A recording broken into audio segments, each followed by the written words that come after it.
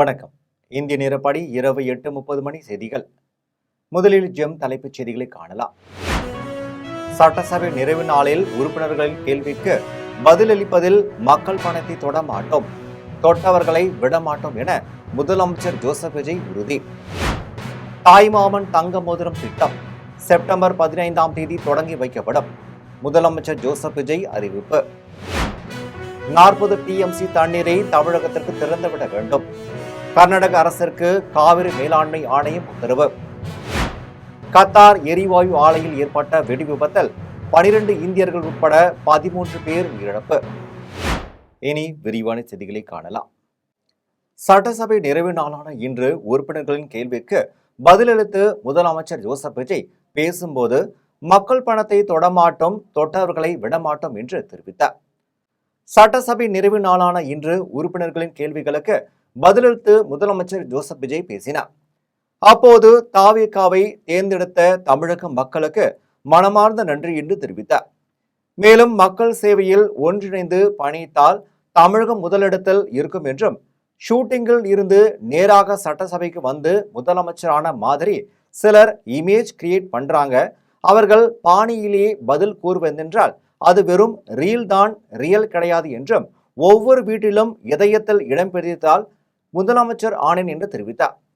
மேலும் போதைப் பொருள் விவகாரத்தை பல வருடம் கண்டு கொள்ளாததால் தற்போது பிரச்சனை ஏற்பட்டுள்ளது என்றும், கடந்த ஆட்சியில் நடந்த சம்பவங்களுக்கு தற்போது விடை கிடைக்கிறது என்றார்.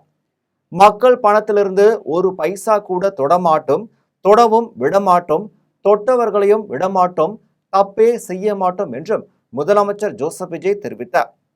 முதலமைச்சர் ஜோசப் விஜயின் பேச்சுக்கிடையே திமுகவை சேர்ந்த எதிர்கட்சியினர் அவையில் இருந்து வெளிநடப்பு செய்தனர். தாய்மாமன் தங்க மோதிரம் திட்டம் செப்டம்பர் 15ஆம் தேதி தொடங்கி வைக்கப்படும் என முதலமைச்சர் ஜோசப் விஜய் அறிவித்துள்ளார்.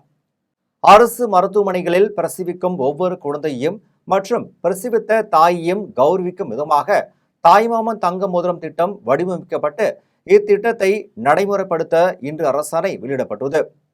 இத்திட்டத்தை மாநிலத்தில் செயல்படுத்துவதற்காக தமிழ்நாடு அரசு ஆண்டுதோறும் ரூபாய் 755 கோடியே 83 லட்சம் நிதியை ஒதுக்கீடு செய்கிறது.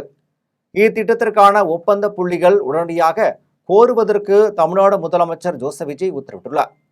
இத்திட்டத்தின் கீழ் ஜூன் 22ஆம் தேதி முதல் அரசு மருத்துவமனைகளில் பிறக்கும் குழந்தைகள் பயன்பெறுவார்கள் என்றும், தாய்மாமன் தங்க மோதிரம் திட்டம் பேரறிஞர் அண்ணா பிறந்த நாளான செப்டம்பர் 15ஆம் தேதி துவக்கி வைக்கப்படும் என முதலமைச்சர் ஜோசப் விஜய் அரசாணை வெளியிட்டுள்ளார்.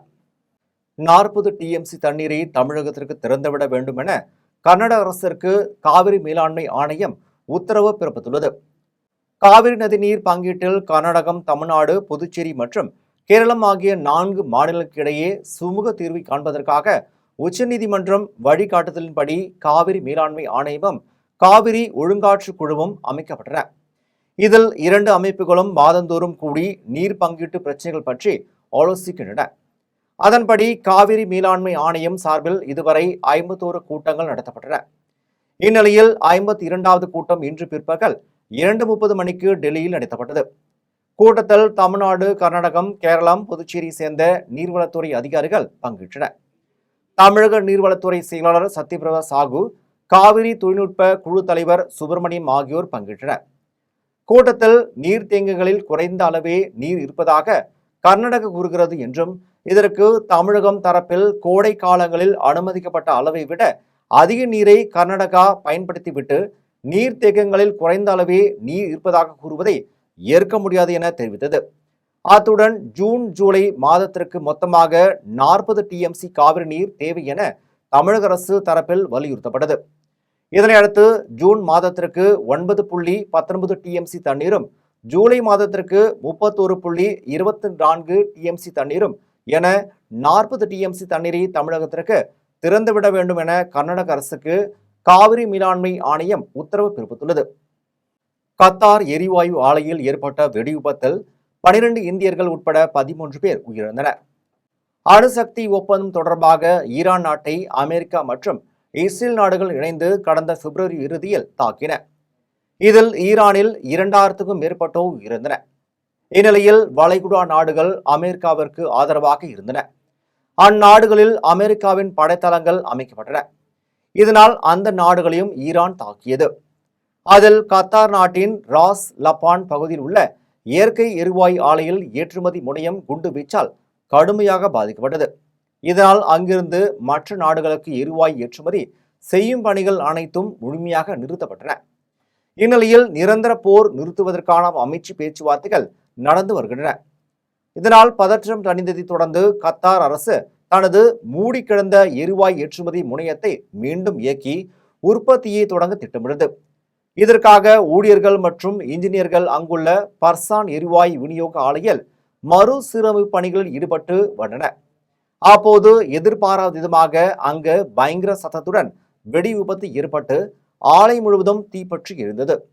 இந்த கோர விபத்தில் ஆலையில் பணியாற்றி கொண்டிருந்த 12 இந்தியர்கள் உட்பட 13 பேர் உடல் கருகி உயிரிழந்தனர். 66 தொழிலாளர்கள் படுகாயமடைந்தனர். மேலும் 18 தொழிலாளர்கள் மாயமாகி உள்ளனர். விபத்தில் உயிரிழந்தவர்களை அடையாளம் காணும் பணியுடன் மாயமான தொழிலாளர்களை மீட்கும் பணி தீவிரமாக நடைபெற்று வருகிறது. பூந்தமல்லியில் அதிமுக சார்பில் நடைபெற்ற செயல் வீரர்கள் கூட்டத்தில் மத்திய மாவட்ட செயலாளராக பொறுப்பேற்றுள்ள KS ரவிச்சந்திரன் கட்சி தொண்டர்கள் 3000 பேருக்கு நலத்திட்ட உதவிகளுடன் பிரியாணி வழங்கினார். அதிமுக பொதுச் செயலாளரும் முன்னாள் முதலமைச்சருமான எடப்பாடி K பழனிசாமி ஆணைப்படி திருவள்ளூர் மத்திய மாவட்ட செயல் வீரர்கள் கூட்டம் குமணம்சாவடியில் நடைபெற்றது. கூட்டத்திற்கு மாவட்ட அவைத்தலைவர் தீபா கண்ணன் தலைமை தாங்கினார். கூட்டத்தில் மாவட்ட செயலாளர் பூவை KS ரவிச்சந்திரன் பங்கேற்று சிறப்புரையாற்றினார். கூட்டத்தில் பூந்தமல்லி நகர செயலாளராக இருந்த KS ரவிச்சந்திரனை மத்திய மாவட்ட செயலாளராக நியமனம் செய்ததற்கும் நடந்து முடிந்த பொது தேர்தலில் தமிழகம் முழுவதும் 193 தொகுதிகளில் சூறாவளி பயணம் மேற்கொண்டு 47 அதிமுக வேட்பாளர்களையும் 6 கூட்டணி கட்சி வேட்பாளர்களையும் வெற்றி பெற பாடுபட்ட பொதுச் செயலாளருக்கு நன்றி தெரிவித்தும் தீர்மானம் நிறைவேற்றப்பட்டது. மேலும் நடைபெறவுள்ள சட்டமன்ற இடைத்தேர்தலை மற்றும் உள்ளாட்சி தேர்தல்களில் அனைத்து இடங்களிலும் அதிமுக வெற்றி பெற பாடுபடுவது என்றும் எடப்பாடி பழனிசாமி அதிமுக பொதுச் செயலாளராக தொடர்ந்து பணியாற்ற திருவள்ளூர் மத்திய மாவட்ட அதிமுக முழு ஒத்துழைப்பும் ஆதரவையும் அளிக்கும் என்றும் தீர்மானங்கள் நிறைவேற்றப்பட்டது. நிகழ்ச்சியை தொடர்ந்து 3000 அதிமுக தொண்டர்களுக்கு மாவட்ட செயலாளர் பூவை KS ரவிச்சந்திரன் வேட்டி, சேலை, கடிகாரம் மற்றும் நலத்திட்ட உதவிகளையும் மட்டன் பிரியாணி மற்றும் சிக்கன் 65 ஆகியவற்றையும் வழங்கினார். பிரதமர் நரேந்திர மோடி, உள்துறை அமைச்சர் அமித்ஷா ஆகியோரின் உறவினர்கள்தான் ஆளுநர்களாக நியமனம் செய்யப்படுகிறார்கள் என்று தெரிவித்த அமைச்சர் நிர்மல்குமாரின் பேச்சிற்கு சென்னை தியாகராய நகரில் பாஜக மாநில தலைவர் நயினார் நாகேந்திரன் கடும் கண்டனம் தெரிவித்துள்ளார். பாரதிய ஜனதா சங்கத்தின் நிறுவனரும் அதன் முதல் தலைவருமான டாக்டர் ஷியாமா பிரசாத் முகர்ஜியின் நினைவு தினத்தை ஒட்டி பாஜக மாநில தலைமை அலுவலகமான கமலாயத்தில் அவரது உருவப்படத்திற்கு பாஜக மாநில தலைவர் நயினார் நாகேந்திரன், மேலிட பொறுப்பாளர் அரவிந்தன் மேனன் மற்றும் பாஜக நிர்வாகிகள் மலர்தூவி அஞ்சலி செலுத்தினர். நிகழ்ச்சியை தொடர்ந்து நயினார் நாகேந்திரன் செய்தியாளர்களை சந்தித்து பேசினார். அப்போது பிரதமர் நரேந்திர மோடி மற்றும் மத்திய உள்துறை அமைச்சர் அமித்ஷாவின் உறவினர்கள் தான் ஆளுநராக நியமனம் செய்யப்படுகிறார்கள் என்று தெரிவித்த அமைச்சர் நிர்மல்குமாரின் குற்றச்சாட்டுக்கு பதிலளித்த நயினார் நாகேந்திரன், நிர்மல்குமார் சட்டம் படித்து இருக்கிறாரா என்பது எனக்கு தெரியவில்லை. திருப்பரங்குன்றம் விவகாரத்தில் நீதிபதி உத்தரவை கூட நிறைவேற்ற முடியாது என சொன்னால் அவர் அமைச்சராக நீட்டிக்க தகுதி இல்லாதவர் என்றும், தமிழக வெற்றி கழகம் போன்ற சாதாரண கட்சி அல்ல பாஜக எனவும் தெரிவித்தார். மேலும் சட்டமன்றத்தில் அதிகமாக பேசுபவர் முதலமைச்சர் தான் எனவும், சினிமாவில் நடிப்பதை போன்றே சட்டமன்றத்தில் முதலமைச்சர் இருக்கிறார் எனவும், முதலமைச்சர் தனது தகுதியை அறிந்து சட்டமன்றத்தில் மரபோடு நடக்க வேண்டும் என்றும் பாஜக மாநில தலைவர் நயினார் நாகேந்திரன் தெரிவித்தார். நிர்மல்குமாரை பொறுத்த மட்டிலும் அவர் சட்டம் படித்திருக்கிறாரா இல்லையான்னு எனக்கு தெரியல. சட்டம் படித்திருந்தா திருப்பரங்குன்றத்தில் தீபம் ஏற்றுவதற்கு நீதிமன்ற நீதிபதி, உயர் நீதிமன்ற நீதிபதி உத்தரவையும் கூட நிறைவேற்ற முடியாதுன்னு சொன்னால், கான்ஸ்டியூஷன் படி அவர் சட்டமன்ற உறுப்பினராக மட்டுமல்ல அமைச்சராகவும் நீடிப்பதற்கு ஒரு தகுதி இல்லாத நபர் இன்றைக்கு நிர்மல்குமார். இப்பொழுது என்ன சொல்லியிருக்காருன்னா, பிரைம் மினிஸ்டரோ அல்லது ஹோம் மினிஸ்டரோ உறவினர்களோ நியமிக்கலான்னா எங்கேயாவது நியமித்திருக்காருன்னா சொல்லணும். உங்களுடைய கட்சி மாதிரி ஏனோதான மாதிரி கட்சி இல்லை. இந்த கட்சி தமிழக வெற்றி கழகம் மாதிரி ஒரு சாதாரண கட்சி இல்லை, பாரதிய ஜனதா கட்சி. இன்று மட்டுமல்ல, இனி வருங்காலங்களிலும் எத்தனை தேர்தல் வந்தாலும் சரி, பாரதிய ஜனதா கட்சி தான் இந்திய நாட்டை ஆள போகின்ற கட்சி. விழுப்புரத்தில் 100 நாள் வேலை திட்டத்திற்கு உரிய நிதி ஒதுக்க வேண்டும், 140 நாட்கள் வேலை வழங்க வேண்டும் என்பன உள்ளிட்ட பல்வேறு கோரிக்கைகளை வலியுறுத்தி விழுப்புரத்தில் விவசாய தொழிலாளர் சங்கத்தினர் கண்டன ஆர்ப்பாட்டத்தில் ஈடுபட்டனர். விழுப்புரம் புதிய பேருந்து நிலையம் அருகில் உள்ள நகராட்சி திடலில் தமிழ் மாநில விவசாய தொழிலாளர்கள் சங்கத்தினர் பல்வேறு கோரிக்கைகளை வலியுறுத்தி கண்டன ஆர்ப்பாட்டத்தில் ஈடுபட்டனர். அப்போது 100 நாள் வேலை திட்டத்தை முறையாக செயல்படுத்த வேண்டும், உரிய நிதி ஒதுக்க வேண்டும், பணியிடத்தில் புகைப்படம் எடுக்கும் முறையை ரத்து செய்ய வேண்டும், ஆண்டுக்கு 140 நாட்கள் வேலை என்பதை உறுதிப்படுத்த வேண்டும் என்பன உள்ளிட்ட 13 அம்ச கோரிக்கைகளை வலியுறுத்தி கண்டன கோஷங்களை எழுப்பினர். இதில் விவசாயிகள் பலரும் கலந்து கொண்டனர். பிபிஜி ராம்ஜி என்கிற பெயரால் இன்றைக்கு அந்த திட்டத்தை அமலாக்க துடித்துக் கொண்டிருக்கிறது. அந்த திட்டத்தினுடைய நோக்கம் 100 நாள் வேலை முற்றிலும் முடக்குவதுதான். அன்றைக்கு இந்த திட்டம் உருவாக்குகிற போது மன்மோகன் சிங் ஆட்சி காலத்தில் 1,20,000 கோடி ரூபாய் ஒதுக்கி இந்த திட்டத்தை நிறைவேற்றினார்கள். 100 நாள் வழங்கப்பட வேண்டும். ஒரு கிராமத்திலே 10 பேர் 20 பேர் ஒன்று கூடி ஊராட்சி மன்ற நிர்வாகத்திலே வேலை கேட்டால் அது உடனடியாக வழங்க வேண்டும். சென்னை போரூரில் செயல்படும் ஸ்ரீ ராமச்சந்திர ஆராய்ச்சி நிறுவனத்தில் மருந்தாக்கியல் மாணவர்களுக்கான தேசிய அளவிலான மாநாடு நடைபெற்றது. சென்னை போரூரில் செயல்படும் ஸ்ரீ ராமச்சந்திரா உயர்கல்வி மற்றும் ஆராய்ச்சி நிறுவனத்தில் மருந்தாக்கியல் துறை மற்றும் இந்திய மருந்தியல் ஆசிரியர் சங்கம் சார்பில் தேசிய அளவிலான மாநாடு நடைபெற்றது. மாநாட்டில் தமிழ்நாடு, கேரளா, ஆந்திரா, தெலுங்கானா, பாண்டிச்சேரி, கர்நாடகா என நாட்டின் பல்வேறு மாநிலத்தை சேர்ந்த மாணவர்கள் மற்றும் ஆராய்ச்சியாளர்கள் என 3000க்கும் மேற்பட்டோர் பங்கேற்றனர். மாநாட்டில் பங்கேற்றவர்கள் ஆராய்ச்சி மற்றும் பகுப்பாய்வு துறையின் முன்னேற்றம், மருத்துவ உபகரண பாதுகாப்பு, கண்காணிப்பு நடைமுறைகள் குறித்த கருத்துக்களை பகிர்ந்து கொண்டனர்.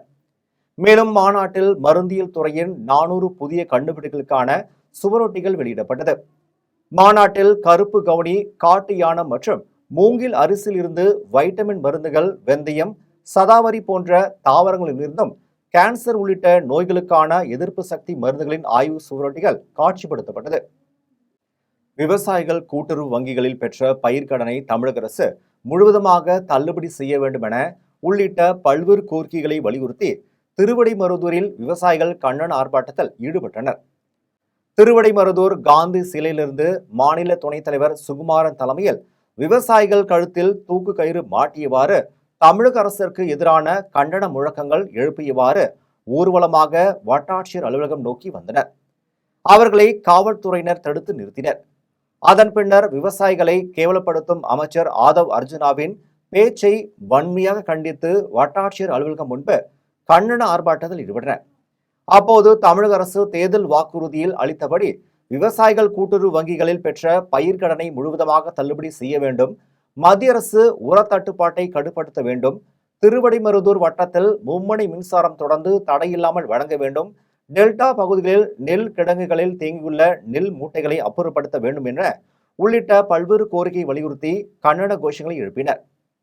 குன்றத்தூர் வட்டாட்சியர் அலுவலகத்தில் 2026 ஆண்டிற்கான ஜமாபந்தி நிகழ்ச்சி நடைபெற்றது. காஞ்சிபுரம் மாவட்டம் குன்றத்தூர் வட்டாட்சியர் அலுவலகத்தில் 2026 ஆண்டிற்கான 1435ஆம் பசுலியின் வருவாய் தீர்வாய் ஜமாபந்தி நிகழ்ச்சி நடைபெற்றது.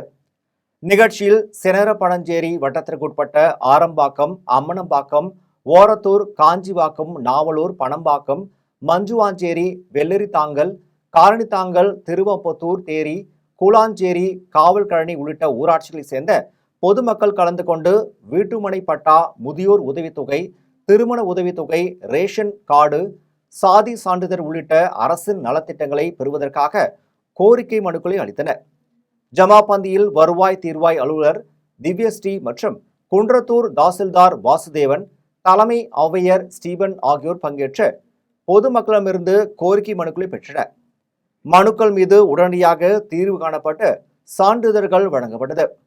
பரிசீலனையில் உள்ள மனுக்கள் ஜமாபந்தி இறுதி நாளில் பயனாளிகளுக்கு வழங்கப்படும் என தெரிவிக்கப்பட்டது. பொதுமக்களுக்கு தேவையான அனைத்து ஏற்பாடுகளையும் வருவாய்த்துறையினர் செய்திருந்தனர். தமிழக வெற்றி கழகத்திற்கு ஆதரவு அளிக்காமல் போயிருந்தால் மே 10ஆம் தேதி பதவியேற்பு விழா நடந்திருக்காது என்றும், அதற்கு மாறாக குடியரசுத் தலைவர் ஆட்சி தமிழகத்தில் நடைமுறைக்கு வந்திருக்கும் என்று சென்னை தியாகராய நகரில் கூட்டணி ஆட்சி குறித்து பேசிய முதலமைச்சர் ஜோசப் விஜயின் கருத்திற்கு கம்யூனிஸ்ட் கட்சியின் மாநில செயலாளர் சண்முகம் விளக்கம் அளித்தார். சென்னை தியாகராய நகரில் உள்ள மார்க்சிஸ்ட் கம்யூனிஸ்ட் கட்சி அலுவலகத்தில் சாதி ஆணவ படுகொலை தடுக்க நீதிபதி KN பாஷா ஆணையத்திற்கு பரிந்துரைக்க தமிழ்நாடு தீண்டாமை ஒழிப்பு முன்னணி சார்பில் வடிவமைக்கப்பட்டுள்ள மாதிரி சட்ட முன் வடிவை மார்க்சிஸ்ட் கம்யூனிஸ்ட் கட்சியின் மாநில செயலாளர் சண்முகம் வெளியிட்டார். நிகழ்ச்சியை தொடர்ந்து மாநில செயலாளர் சண்முகம் செய்தியாளர்களை சந்தித்து பேசினார். அப்போது கவின் சாதிய படுகொலையை பிறகு அப்போதைய முதலமைச்சர் மு.க.ஸ்டாலினை நான், முத்தரசன், திருமாவளவன் ஆகியோர் நேரில் சந்தித்து சாதிய படுகொலைக்கு எதிராக தனி சட்டம் உருவாக்க வேண்டுமென வலியுறுத்தினோம் என்றும் அதனைத் தொடர்ந்து ஓய்வு பெற்ற நீதிபதி KN பாஷா தலைமையில் ஆணையம் ஒன்றை அமைத்தார் என்றும் சாதிய ஆணவ படுகொலைகளை தடுக்க உருவாக்கப்பட்ட நீதிபதி KN பாஷா ஆணையத்திற்கு தமிழ்நாடு தீண்டாமை ஒழிப்பு முன்னணி சார்பில் பரிந்துரை செய்யப்பட உள்ளது என்றும் தெரிவித்தார். மேலும் நாங்கள் தமிழக வெற்றி கழகத்துக்கு அன்றைய சூழலில் மே 8, 9 தேதிகளில் ஆதரவு அளிக்காமல் போயிருந்தால் மே 10 தேதி பதவியேற்பு விழா நடந்திருக்காது என்றும் அதற்கு மாறாக 10 தேதிக்கு பிறகு எப்போது வேண்டுமானாலும் குடியரசுத் தலைவர் ஆட்சி தமிழகத்தில் நடைமுறைக்கு வந்திருக்கும் என்றார். கூட்டணி ஆட்சி குறித்து பேசிய முதலமைச்சர் ஜோசப் விஜயின் கருத்திற்கு மார்க்சிஸ்ட் கம்யூனிஸ்ட் கட்சியின் மாநில செயலாளர் சண்முகம் விளக்கம் அளித்தார். இந்த நோக்கம் ஏற்கனவே நீண்ட காலமாக மார்க்சிஸ்ட் கம்யூனிஸ்ட் கட்சியும் தமிழ்நாடு தீண்டாமை ஒழிப்பு முன்னணியும் கௌரவ கொலைகளை தடுப்பதற்கு, சாதி ஆணவ கொலைகளை தடுப்பதற்கு தனிச்சட்டம் வேண்டும் என்பதற்கான கோரிக்கையை நீண்ட காலமாக நாங்கள் வற்புறுத்தி வருகிறோம். அதிமுக ஆட்சி காலத்திலும் வற்புறுத்தியிருக்கிறோம், திமுக ஆட்சி காலத்திலும் வற்புறுத்தியிருக்கிறோம். அந்த மாதிரியான ஒரு சட்டமே, ஏனென்றால் அதிமுக ஆட்சி காலத்தில் அப்படி ஒரு சட்டமே தேவையில்லை. ஏன் தேவையில்லை என்று சொன்னால், இங்கே ஆணவ கொலைகள் என்பதே நடப்பதில்லை என்றுதான் திரு ஓ. பன்னீர்செல்வம் அவர்கள் சட்டமன்றத்திலே குறிப்பிட்டார்கள். ஏனென்றால் ஆணவ கொலை என்று எஃப்ஐஆரில் எங்கேயும் குறிப்பிடப்படுவதில்லை. அதனால் எங்கேயுமே வழக்கு அந்த மாதிரி பதிவு செய்யாதனால அப்படி ஒரு கொலையை, அப்படி ஒரு குற்றமே நிகழவில்லை என்று சட்டமன்றத்திலேயே ஓ. பன்னீர்செல்வம் அவர்கள் அன்றைக்கு அதிமுக ஆட்சி காலத்தில் சட்டமன்றத்தில் பதிலளித்தார். முதலமைச்சர் ஜோசப் விஜய் பிறந்தநாளை முன்னிட்டு பெரியபாளையம் அருகே தாமரைப்பாக்கத்தில் அரசு பள்ளி மாணவர்கள் 150க்கும் மேற்பட்டோருக்கு தாவேகா சார்பில் கல்வி உபகரணங்களுடன் அறுசுவை பிரியாணி வழங்கப்பட்டது. தமிழக முதலமைச்சர் ஜோசப் விஜயின் 52வது பிறந்தநாள் விழாவை தமிழகம் முழுவதும் தமிழக வெற்றி கழகத்தினர் கேக் வெட்டி பொதுமக்களுக்கு இனிப்புகளுடன் நலத்திட்ட உதவிகளை வழங்கி கொண்டாடி வருகின்றனர். அதன் ஒரு பகுதியாக திருவள்ளூர் தெற்கு மாவட்டம் எல்லாவரம் தெற்கு ஒன்றியத்துக்குட்பட்ட தாமரைப்பாக்கம் ஊராட்சியில் உள்ள அரசு அங்கன்வாடி மையம் மற்றும் 2 அரசு தொடக்கப் பள்ளிகளில் கல்வி பயின்று வரும் 150 மாணவ மாணவிகளுக்கு தாவேகா நிர்வாகி யுவராஜ் யஷ்வந்த் ஏற்பாட்டில் நோட்டு புத்தகங்கள் உள்ளிட்ட கல்வி உபகரணங்கள் வழங்கும் நிகழ்ச்சி நடைபெற்றது. நிகழ்ச்சியில் சிறப்பு அழைப்பாளர்களாக மாவட்ட பொருளாளர் சாம், மாவட்ட மாணவரணி அமைப்பாளர் சித்தார்த், எல்லாபுரம் தெற்கு ஒன்றிய செயலாளர் வில்சன் ஆகியோர் கலந்து கொண்டு மாணவ மாணவிகளுக்கு நோட்டு புத்தகம் உள்ளிட்ட கல்வி உபகரணங்களை வழங்கினார். மேலும் பொதுமக்களுக்கு நலத்திட்ட உதவிகளுடன் மதிய வேளையில் அறுசுவை பிரியாணி வழங்கினர். இதில் தாவேகா நிர்வாகிகள், தொண்டர்கள் உட்பட பொதுமக்கள் பலரும் கலந்து கொண்டனர். குடியாத்தம் தாவேகா சார்பில் முதலமைச்சர் ஜோசப் விஜய் பிறந்தநாளை முன்னிட்டு இஸ்லாமியர்கள் கேக் வெட்டி கொண்டாடினர். வேலூர் மாவட்டம் குடியாத்தம் தாவேகா சார்பில் தமிழக முதலமைச்சர் ஜோசப் விஜய் பிறந்தநாளை ஒட்டி குடியாத்தம் 34வது வார்டில் உள்ள ஜோகி மடம் பகுதியில் கொண்டாடப்பட்ட விழாவில் தாவேகா நகர செயலாளர் இளங்கோ கலந்து கொண்டு கேக் வெட்டி பொதுமக்களுக்கு இனிப்புகளை வழங்கினார். மேலும் இஸ்லாமியர் சிறார்களுக்கு கல்வி உபகரணங்கள் மற்றும் ஏழை எளியோர்களுக்கு நலத்திட்ட உதவிகளை வழங்கினார். இதில் 34வது வார்டு கிளை செயலாளர் பூவரசன், இணை செயலாளர் அக்பர், தாவேகா நிர்வாகி முகமது முஜப்பர் உட்பட பலரும் கலந்து கொண்டனர். குடியாத்தம் தமிழக வெற்றி கழகம் சார்பில் முதலமைச்சர் ஜோசப் விஜய் பிறந்தநாளை முன்னிட்டு ஏழை எளியோர்களுக்கு பிரியாணி வழங்கப்பட்டது. வேலூர் மாவட்ட தாவேகா சார்பில் தமிழக முதலமைச்சர் ஜோசப் விஜய் பிறந்தநாளை ஒட்டி குடியாத்தம் புதிய பேருந்து நிலையம் அருகில் பிரியாணி வழங்கும் நிகழ்ச்சி தொகுதி செயலாளர் இளங்கோ தலைமையில் நடைபெற்றது. நிகழ்ச்சியில் வேலூர் மாவட்ட தாவேகா செயலாளர் வேல்முருகன் கலந்து கொண்டு 500க்கும் மேற்பட்டோருக்கு சிக்கன் பிரியாணி வழங்கினார். அதனைத் தொடர்ந்து அரசு தலைமை மருத்துவமனையில் பிறந்த 5 குழந்தைகளுக்கு தங்க மோதிரங்கள் மற்றும் கொலுசுகள் அணிவித்தனர். இதில் மாவட்ட செயற்குழு உறுப்பினர்கள் அழகப்பன், ஹரி, மாவட்ட மாணவரணி அமைப்பாளர் ஆத்மகுமார் உள்ளிட்ட தாவேகா நிர்வாகிகள் பலரும் கலந்து கொண்டனர். காட்டு மன்னார் கோவிலில் தோழா பிரதர்ஸ் மற்றும் மணல்மேடு சங்கர் அறக்கட்டளை சார்பில் மாவட்ட அளவிலான 2ஆம் ஆண்டு கிரிக்கெட் போட்டி நடைபெற்றது. கடலூர் மாவட்டம் காட்டுமன்னார்கோவில் பேரூராட்சிக்குட்பட்ட மானாந்தெருவில் தோழா பிரதர்ஸ் மற்றும் மணல்மேடு சங்கர் அறக்கட்டளை சார்பில் மாவட்ட அளவிலான கிரிக்கெட் போட்டி நடைபெற்றது. போட்டியை காட்டுமன்னார்கோவில் சட்டமன்ற உறுப்பினர் LB ஜோதிமணி தொடங்கி வைத்தார். போட்டியில் வெற்றி பெற்ற அணிகளுக்கான பரிசளிப்பு விழா நடைபெற்றது. இதில் விடுதலை சிறுத்தைகள் கட்சியின் மாவட்ட செயலாளர் மணவாளன், மாவட்ட துணை செயலாளர் சக்திவேல் ராவணன், தர்மசக்தி சேனை அறக்கட்டளை நிறுவனர் சிற்பி பரமகுரு சம்பவர், விடுதலை சிறுத்தைகள் கட்சியின் நகர செயலாளர் மகேந்திரன், பொருளாளர் தண்டபாணி உள்ளிட்டோர் கலந்து கொண்டு வெற்றி பெற்றவர்களுக்கு பரிசுகளை வழங்கினர். இதில் சுதர்சன பாபு, அலெக்சாண்டர், அன்பு, ராஜேஷ், பாரதி ராஜா, அருண்குமார், வீரமணி, விஜய் உட்பட பலரும் கலந்து கொண்டனர்.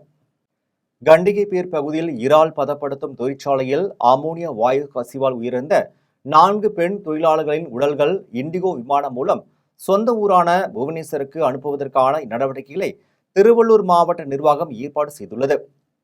பெரியபாளையம் அடுத்த கண்டிகைப்பேர் பகுதியில் இறால் பதப்படுத்தும் தொழிற்சாலையில் ஏற்பட்ட அமோனியா வாயு கசிவால் இதுவரை 9 பேர் உயிர்ந்த நிலையில் திருவள்ளூர் அரசு மருத்துவக் கல்லூரி மருத்துவமனையில் பிரேத பரிசோதனை செய்யப்பட்டு எம்ஃபார்மிங் முடிக்கப்பட்ட பின்னர் ஒடிசா மாநிலத்தை சேர்ந்த ஜுமானி ஜுவாங்கா, பில்மோனி ஜுவாங்கா, ஷிபானி ஜுவாங்கா, சம்பாபாதி ஜுவாங்கா ஆகிய 4 பேரின் உடல்களை ஒடிசா மாநில தொழிலாளர்கள் நலத்துறை அதிகாரி சௌமியா நிரஞ்சனிடம் திருவள்ளூர் வருவாய் கோட்டாட்சியர் ரவிச்சந்திரன் ஒப்படைத்தார்.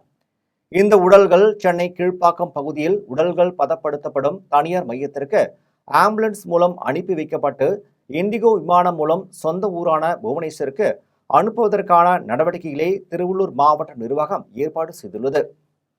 அமோனியா வாயு கசிவால் ஏற்பட்ட விபத்தில் ஆலை உரிமையாளர் உட்பட 3 மருத்துவ பரிசோதனை மேற்கொள்ளப்பட்டதை அடுத்து காவல்துறையினர் நீதிமன்றத்தில் ஆஜர்படுத்தி புழல் சிறையில் அடைத்தனர். பெரியபாளையம் அடுத்த கன்னிகைப்பேரில் செயல்படும் தனியார் இறால் பதப்படுத்தும் தொழிற்சாலையில் தொழிலாளர்கள் உயிரிழந்த சம்பவம் தொடர்பாக கிராம நிர்வாக அலுவலர் சிவசங்கர் பெரியபாளையம் காவல் நிலையத்தில் புகார் அளித்தார். அதில் அமோனியா கேஸ் டேங்க் சரியாக பராமரிக்கப்படாமலும் தொழிற்சாலைக்கு உள்ளேயே தொழிலாளர்களை தங்க வைத்து உயிரிழப்பு ஏற்படவும் காயம் ஏற்படவும் காரணமாக இருந்த உரிமையாளர் மற்றும் மனிதவள மேலாளர் உள்ளிட்ட மற்றும் பலர் மீது நடவடிக்கை எடுக்குமாறு குறிப்பிட்டிருந்தார். புகாரின் அடிப்படையில் காவல்துறையினர் 125A மற்றும் 105A BNS ஆகிய 2 பிரிவுகளில் வழக்கு பதிவு செய்தனர். இது தொடர்பாக இறால் பதப்படுத்தும் தொழிற்சாலை உரிமையாளர் தண்டையார்பேட்டையை சேர்ந்த ஜோசப் மோகன், ராயபுரத்தை சேர்ந்த ஜோசப் ஜெகன், பெருங்குடியை சேர்ந்த மேலாளர் டேனியல் ஆகிய 3 காவல்துறையினர் கைது செய்து திருவள்ளூர் அரசு மருத்துவமனையில் மருத்துவ பரிசோதனை மேற்கொள்ளப்பட்டதை அடுத்து ஊத்துக்கோட்டை நீதிமன்றத்தில் ஆஜர்படுத்தி புழல் சிறையில் அடைத்தனர். முதலமைச்சர் ஜோசப் விஜய் பிறந்தநாளையொட்டி பொள்ளாச்சியில் நடைபெற்ற இரத்த தான முகாமில் கிரிக்கெட் போட்டி உள்ளிட்ட பல்வேறு நிகழ்ச்சிகள் 1 வார காலத்திற்கு நடைபெறும் என்று தாவேகா நிர்வாகி G. ராமநாதன் தெரிவித்தார். தமிழகம் முழுவதும் முதலமைச்சர் ஜோசப் விஜயின் பிறந்தநாளை முன்னிட்டு தாவேகா நிர்வாகிகள் மற்றும் தொண்டர்கள் கொண்டாடி வருவதுடன் நலத்திட்ட உதவிகளை வழங்கி வருகிறார்கள். அதன் ஒரு பகுதியாக பொள்ளாச்சியில் தமிழக வெற்றி கழக நிர்வாகி G. ராமநாதன் தலைமையில் பாலக்காடு சாலையில் உள்ள தனியார் மண்டபத்தில் இலவச மருத்துவ முகாம் நடைபெற்றது. முகாமில் பங்கேற்ற 200க்கும் மேற்பட்டோரில் 50 பேர் இரத்த தானம் வழங்கினர். அவர்களுக்கு சான்றிதழ் வழங்கப்பட்டது. நிகழ்ச்சியில் பேசிய தாவேகா நிர்வாகி G. ராமநாதன் தமிழக முதலமைச்சர் பிறந்தநாளை ஒட்டி கிரிக்கெட் போட்டி உள்ளிட்ட பல்வேறு நிகழ்ச்சிகள் 1 வாரம் நடத்தப்படுவதாக தெரிவித்தார். மத்திய பாஜக அரசின் இந்தி திணிப்பை எதிர்த்து சென்னை சைதாப்பேட்டையில் திமுக மாணவர் அணியினர் பெருந்தல் ஆர்ப்பாட்டத்தில் ஈடுபட்டனர். சென்னை சைதாப்பேட்டையில் கலைஞர் நூற்றாண்டு பொன் விழா வளைவில் அருகில் இந்தியையும் சமஸ்கிருதத்தையும் மறைமுகமாக திணிக்கும் மத்திய அரசை கண்டித்து திமுக மாணவர் அணியின் மாநில செயலாளர் வீரமணி தலைமையிலும் திமுக அமைப்பு செயலாளர் RS பாரதி, முன்னாள் அமைச்சர் மா சுப்பிரமணியன், துணை அமைப்பு செயலாளர் தாயகம் கவி ஆகியோர் முன்னிலையிலும் திமுக மாணவர் அணியினர் பெரும் திரள் ஆர்ப்பாட்டத்தில் ஈடுபட்டனர். ஆர்ப்பாட்டத்தில் சிறப்பு அழைப்பாளராக திமுக துணை பொதுச் செயலாளர் R. ராசா கலந்து கொண்டு மத்திய அரசின் இந்தி திணிப்பிற்கு கண்டன உரையாற்றினார். ஆர்ப்பாட்டத்தில் 2000க்கும் மேற்பட்ட மாணவர்கள் கலந்து கொண்டு தமிழ் தீ பரவட்டும் என்ற வாசகங்கள் அடங்கிய பதாகைகளை கையில் ஏந்தியபடி நீட் தேர்வை ரத்து செய்ய வேண்டும் என வலியுறுத்தினர். மேலும் கல்வி நிலையங்களில் மாணவர்களுக்கு தவறான முன் உதாரணங்களை செய்து வரும் தாவேகாவினருக்கு எதிராகவும் கண்டன கோஷங்களை எழுப்பினர். போரூர் அருகே தனியார் பள்ளியில் பெயிண்டிங் வேலை செய்தபோது 4வது மாடியிலிருந்து கீழே விழுந்த பெயிண்டர் உயிர்ந்த சம்பவம் குறித்து காவல்துறையினர் விசாரணை மேற்கொண்டனர். போரூர் அடுத்த முகலிவாக்கம் பகுதியில் செயல்படும் தனியார் பள்ளியின் 4வது மாடியில் ராஜ் என்பவர் தொங்கி கயிற்றில் பெயிண்டிங் வேலையில் ஈடுபட்டார். தொங்கிய கயிற்றை 4வது மாடியிலிருந்து மதுரவாயிலை சேர்ந்த பெயிண்டர் கோவில்ராஜ் என்பவர் பிடித்துக் கொண்டிருந்தார். இந்நிலையில் திடீரென நிலை தடுமாறி கோவில்ராஜ் கீழே விழுந்ததில் பலத்த காயமடைந்து மயங்கினார். ராஜ் கீழே விழுந்து லேசான காயங்களுடன் உயிர் தப்பினார். உடனே பள்ளி நிர்வாகத்தினர் கோவில்ராஜை மீட்டு அருகில் உள்ள தனியார் மருத்துவமனைக்கு கொண்டு சென்றனர். அங்கு பரிசோதித்த மருத்துவர்கள் அவர் வரும் வழியிலேயே உயிரிழந்ததாக தெரிவித்தனர். இது குறித்து தகவல் அறிந்த மௌலிவாக்கம் காவல்துறையினர் கோவில்ராஜ் உடலை மீட்டு பிரேத பரிசோதனைக்காக அனுப்பி வைத்தனர். மேலும் வழக்கு பதிவு செய்து விசாரணை மேற்கொண்டனர். இதனிடையே பல்வி நிர்வாகத்தின் அலட்சியத்தின் காரணமாகவே பெயிண்டர் கோவில்ராஜ் உயிரிழந்தார் என கூறி உறவினர்கள் பள்ளியை முற்றுகிட்டு ஆர்ப்பாட்டத்தில் ஈடுபட்டனர். இதனையடுத்து விரைந்து வந்த மௌலிவாக்கம் காவல்துறையினர் ஆர்ப்பாட்டத்தில் ஈடுபட்டவர்களும் பேச்சுவார்த்தையில் ஈடுபட்டனர். அப்போது உரிய நடவடிக்கை எடுப்பதாக காவல்துறையினர் தெரிவித்ததை அடுத்து அனைவரும் கலந்து சென்றனர். காட்டுமன்னார் கோவில் உள்ளிட்ட பல்வேறு பகுதிகளில் நடைபெற்ற தமிழக முதலமைச்சர் ஜோசப் விஜய் பிறந்தநாளை விழாவில் நலத்திட்ட உதவிகளை வழங்கப்பட்டது. கடலூர் மாவட்டம் காட்டுமன்னார் கோவில் ஸ்ரீ முஷ்ணம் பகுதியில் தமிழக முதலமைச்சர் ஜோசப் விஜய் பிறந்தநாள் விழா கொண்டாடப்பட்டது. ஸ்ரீ முஷ்ணத்தில் நடைபெற்ற விழாவில் அனைத்து வார்டுகளிலும் வார்டு செயலாளர்களின் வீடுகளில் முன்பு தாவேகா கொடி ஏற்றப்பட்டது. அதைத் தொடர்ந்து திருமுட்டம் பூவராக சுவாமி திருக்கோவில் அருகே கடலூர் தெற்கு மாவட்ட செயலாளர் சீனிவாசன் ஆலோசனை பேரில் நலத்திட்ட உதவிகள் வழங்கும் நிகழ்ச்சி நகர தாவேகா செயலாளர் திருமுட்டம் சீனு அரவிந்த் தலைமையில் நடைபெற்றது. நிகழ்ச்சியில் சிறப்பு விருந்தினராக MS கந்தசாமி கலந்து கொண்டு தூய்மை பணியாளர்களுக்கு சேலைகளையும் பொதுமக்களுக்கு மரக்கன்றுகள் உள்ளிட்ட நலத்திட்ட உதவிகளுடன் அன்னதானம் வழங்கினார். இதில் லயன் சங்க கனகதாரன், நகர நிர்வாகிகள் பூவரக மூர்த்தி மற்றும் லயன் செந்தில்குமார், செந்தூர பாண்டியன், ஒன்றிய நிர்வாகிகள் பாண்டியன், மகேந்திரன், கதிரேசன், சவுந்தரராஜன், பாலச்சந்தர், விக்னேஷ், பிரகாஷ், வேலுமணி, பிரபாகரன் மற்றும் விஜயகுமார், பிரபாகரன், பைந்தமிழன், கிரீசிங், சபரி, ஸ்ரீகாந்த், ஜெயன் உட்பட தாவேகா நிர்வாகிகள் பலரும் கலந்து கொண்டனர். கோவையில் புதைக்கப்பட்ட மீன் வியாபாரியின் உடலில் இருந்த ரூபாய் 4 லட்சம் மதிப்பிலான நகையை திருடி சென்ற 3 பேரை காவல்துறையினர் தேடி வருகின்றனர். கோவை சௌரிபாளையம் பகுதியைச் சேர்ந்த மீன் வியாபாரி நாகராஜ் என்பவர் உடல்நலக்குறைவால் உயிரிழந்தார். இவர் தனது கழுத்தில் மீன் டாலர் பொறித்த 3.5 சவரன் தங்கச் செயினை எப்பொழுதும் அணிந்திருந்தார். ஆசையுடன் அருந்திருந்த செயினுடன் அவரது உடலை அடக்கம் செய்ய மகன்கள், உறவினர்கள் முடிவு செய்து சௌரிபாளையத்தில் உள்ள மாநகராட்சி மயானத்தில் அடக்கம் செய்தனர். இந்நிலையில் 16வது நாள் காரியத்திற்காக அவரது உடல் புதைக்கப்பட்ட இடத்தை சுத்தம் செய்ய மகன் வெங்கடேஷ்குமார் மற்றும் உறவினர்கள் சென்றனர். அப்போது அவரது உடல் அடக்கம் செய்யப்பட்ட இடத்தில் குழி தோண்டப்பட்டு இருந்தது குறித்து சுடுகாட்டில் தண்ணீர் விடும் வேலையை செய்து வரும் கார்த்திகேயனிடம் விசாரித்த போது சக்திவேல், மணிகண்டன் ஆகியோர் நாகராஜின் உடலை புதைத்துவிட்டு சென்ற இரவு குழியை தோண்டி 4 லட்சம் மதிப்பிலான 3.5 சவரன் தங்கச்சேனை திருடி சென்று அதனை விற்று தனக்கு ரூபாய் 30,000 கொடுத்துவிட்டு 2 பேரும் தலைமறைவாக உள்ளனர் என கார்த்திகேயன் தெரிவித்தார். இதனடுத்து வெங்கடேஷ்குமார் அளித்த புகாரின் பேரில் சௌரிபாளையம் காவல்துறையினர் 3 பேர் மீதும் வழக்கு பதிவு செய்து தலைமறைவாக உள்ள சக்திவேல், மணிகண்டனை தேடி வருகின்றனர். விளாத்திக்குளம் அருகே சித்தலங்கரையில் அமைந்துள்ள வெட்காளியம்மன் திருக்கோவிலில் ஆனி மாத மகா கேள்வி பூஜையில் பல்வேறு மாவட்டங்களைச் சேர்ந்த பக்தர்கள் இருமுடி கட்டி வந்து நேர்த்திக்கடனை செலுத்தினர். தூத்துக்குடி மாவட்டம் விளாத்திக்குளம் அருகே உள்ள சித்தலங்கரையில் அமைந்துள்ள ஸ்ரீ வெக்காளியம்மன் காளி பராசக்தி பீடத்தில் ஆனி மாத வேள்வி பூஜை, சக்தி மாலை இருமுடி விழா, மகா யாகம் உள்ளிட்ட நிகழ்ச்சிகள் நடைபெற்றது. அதன் பின்னர் யாக குண்டத்தில் நம் அன்றாடம் பயன்படுத்தப்படும் பழ வகைகள், உணவு தானியங்கள், உடைகள், குழந்தை தொட்டில் உள்ளிட்டவற்றை செலுத்தி யாக வேள்விகள் நடைபெற்றது. அதைத் தொடர்ந்து முளைப்பாரி ஊர்வலம் நடைபெற்றது. அதன் பின்னர் 42 அடி உயரமுடைய வெட்காளியம்மனுக்கு பால் அபிஷேகம் செய்யப்பட்டு எலுமிச்சை மாலை அணிவித்து சிறப்பு தீபாராதனை காண்பிக்கப்பட்டது.